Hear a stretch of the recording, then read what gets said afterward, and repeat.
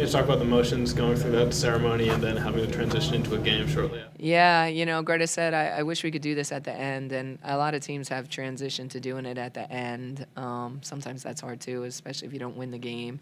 But yeah, it's hard to, think about all that. The last time I'm on my home court, the last time I'm putting on the last, and then shifts to go out and play. But they both were ready to do that and really impacted the game for us on the offensive and defensive end.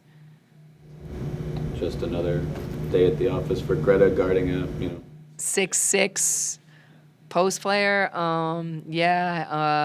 She's like embraced her role, and I've said it to you guys many times, but she said at the beginning of the year, whatever you need me to do, I'm here to do it. And I could say the same about Jordan. She has to, she's been playing the four, she's been a guard all throughout her career, but they're both so selfless and just willing to do anything. I'm sure Greta gets bruises all over her body going against these bigs, but she did a really good job, and then she really attacked her on the other end. She was able to get downhill on her, I think, like 3 straight times in the second quarter, which was what we needed as well.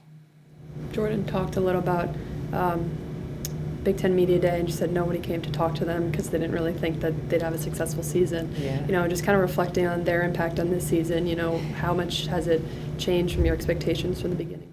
Yeah, I talked a little bit about it in the locker room. After, last year and the transfer portal and all that stuff that happened, there were 2 key moments for me when I thought, I don't want to say the world is coming to an end because that's a little, drastic, but when I was at the low of the low, one was I called our freshmen to check in and make sure they were okay, and they were like, Coach, we're great. We want to come to Michigan. We want to play for you. We want to play against the best. The fact that we're playing South Carolina and all these other great teams, that's awesome. We're ready for it. And that just means more opportunity for us. And I was like, okay, great. And then the second was, in the middle of the night, I woke up to find an email from Jordan Hobbs' dad. And in that email, he just said, things are going to be fine. Like, the group that you got coming back are great kids. They're going to settle the ship. They're going to set an example. They're going to give you great leadership, and they're going to fight for you, for the program, for Michigan, and everything's going to be okay. And I said, the next day I got up and said, let's go, and let's, start going back to work and no woe is me, and let's be the best Michigan team that we can be. Little did I know that our team was going to be the team that we are now. I think there's probably every team in the country that wouldn't want to play us, from South Carolina all the way through. And we saw that from the first game of the year. I think we can be dangerous. I think we play hard. I think we have tough kids. I think we have incredible kids.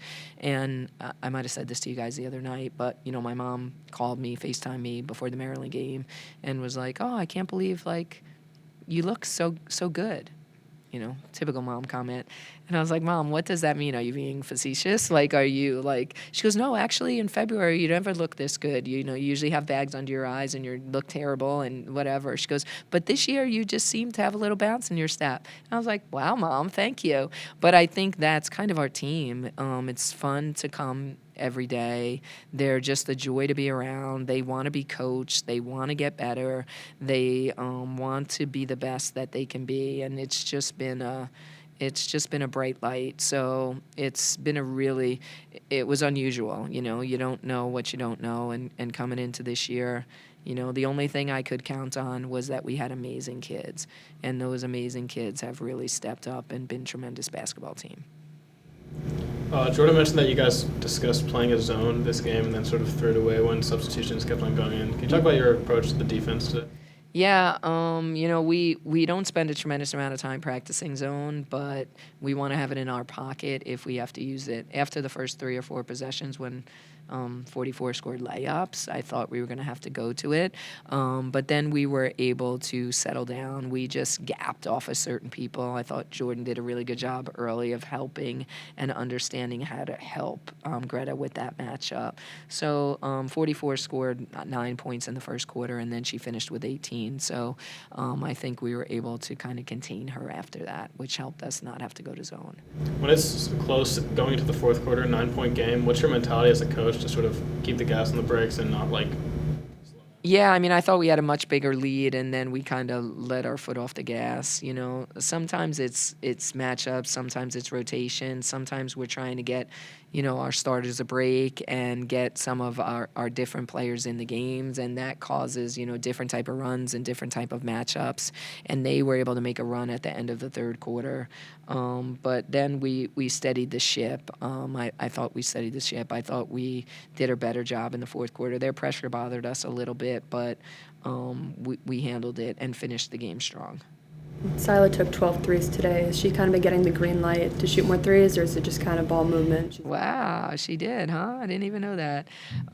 She's a phenomenal shooter. I kind of yelled at her one time when she passed on one. So, geez, that's pretty good. I'm glad that she got that many up. I thought, we could get whatever looks we really wanted, especially early, and then I thought we were taking some quick shots. So I think it's kind of trying to find the balance between, is that a great shot or is that a quick shot, and, how do we want to attack that? So, no, I'm happy. She doesn't really take bad shots, so if she took 12, it probably means she had 12 good looks. So I'm happy that she was able to get that, and Jordan took 8, so that's nice. We just need to get Liv and Greta up there. They didn't take enough. They need to get some of those looks for sure. Sila, 24 tonight. Seems like she's been getting hot at the right part of the season. Can you just talk about what you've seen from her in these past few games? Yeah, I mean, I feel like she's getting her bounce back. She's had some nagging stuff all season long, and I think she's finally starting to get healthy, and you could see it in her workouts. You could see it in practice. She's definitely getting her bounce back. But when you have a 1-2 punch of her and Olivia at your wing spots, I think it's tough for other people to match up. They put their best defender on Liv. Sila can have a night. If they switch and put their best defender on Sila, Liv can have a night. So I think you're seeing that from both of them. I've heard some coaches talk about it this time of year, the seniors, they see the light at the end of the tunnel and kind of reach a new level of leadership and intensity. It's all about winning now at this point. Have you seen that? Yes, 100%. And even today, I was kind of worried about them, like with the hype all week and all the things that were going on all week. But I've had a chance to talk to them both individually, and they're both so grounded, and they both really, truly just care about winning. My boy is actually going through like the end of his career at the same time as them. So I see it from a parent perspective of the things that he talks to me about. So I'm getting the information, and then I'm going back to the girls and being like, okay, don't be thinking about this, or like, it's going to be fine. Let's just worry about this. It's kind of helped me gauge kind of where they are. But I think one of the greatest things about the both of them is that they're just competitors and they want to win. So that's their focus right now. They're not trying to think of it coming to an end, but they're thinking about like, how can we continue to impact this team and how can we continue to enjoy these moments. Their leadership has been phenomenal. Both of them obviously very close friends and roommates. How nice is it to see when you only have 2 seniors that they're such close friends on the court and off?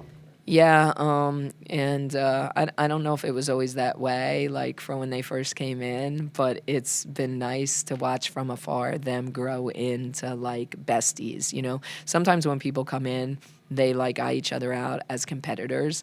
I think that happens with everyone on your team, and then they realize that it's about the team, and they're 2 of the most selfless people that have been in our program. So for them to be besties, I think they'll be, forever besties. They're 2 incredible individuals. But to watch them be on the court and have the seasons that they're both having, we didn't know Greta was going to have the year that she's having and making the impact that she's making. And for me as a coach, like those are like the fun ones, like at the beginning of the year, who knew? And now it's like, damn, she's like a key piece to our success. And it's nice to see them both being valued so much and making such a great impact. With 2 Big Ten games left, Jordan made some reference to the standings. Is that something that you check in with and look at and consider? No, I leave that to the kids. They worry about all that. All I worry about is getting ready for practice and our next opponent. So just putting our head down and getting ready for Iowa.